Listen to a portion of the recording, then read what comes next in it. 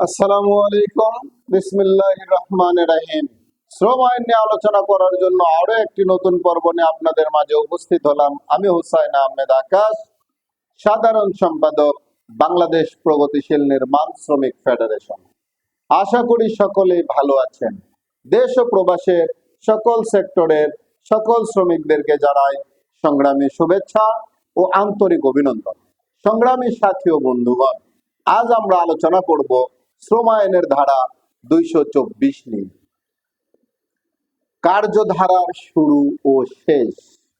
কোন সালিসি কার্যধারা 210 এর অধীনে সালিস কর্তৃক সালিসি করার অনুরোধ প্রাপ্তির তারিখ হইতে শুরু হইয়াছে বলিয়া গণ্য হইবে।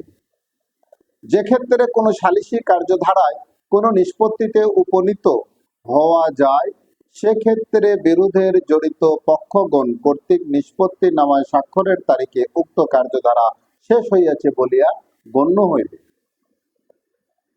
যে ক্ষেত্রে কোনো সালিসি কার্যধারায় কোনো নিষ্পত্তিতে উপনীত হওয়া না যায়, সেক্ষেত্রে যদি ধারা 210 এর উপধারা 12 এর অধীনে কোনো বিরোধ নিষ্পত্তির জন্য মধ্যস্থকারীর নিকট প্রেরণ করা হয়, তাহা হইলে মধ্যস্থকারী কর্তৃক রোয়াদত প্রদানের তারিখ, অথবা যদি বিরোধ নিষ্পত্তির জন্য মধ্যস্থকারীর নিকট প্রেরণ না করা হয়, তাহা হইলে সালিসি কার্যধারা ব্যর্থ হইয়াছে মর্মে সালিস কর্তৃক ব্যর্থতার প্রত্যয়নপত্র প্রদানের তারিখে উক্ত কার্যধারা শেষ হইয়াছে বলিয়া গণ্য হইবে।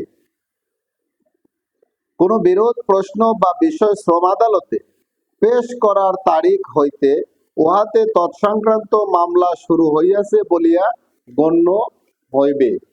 শ্রম আদালত কোন মামলায় যে তারিখ উহার রায়, সিদ্ধান্ত বা রোয়াদত প্রদান করে, সেই তারিখ হইতে উক্ত আদালত সংক্রান্ত মামলা শেষ হইয়াছে বলিয়া গণ্য হইবে। সংগ্রামী সাথী ও বন্ধুগণ, অত্যন্ত গুরুত্বপূর্ণ একটি বিষয় নিয়ে আজ আমরা আলোচনা করলাম। আশা করি সকলে বুঝতে পেরেছেন।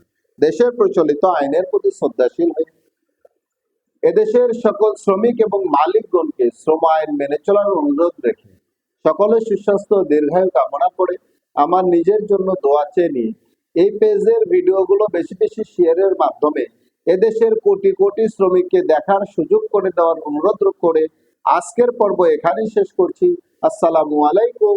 আল্লাহ হাফেজ।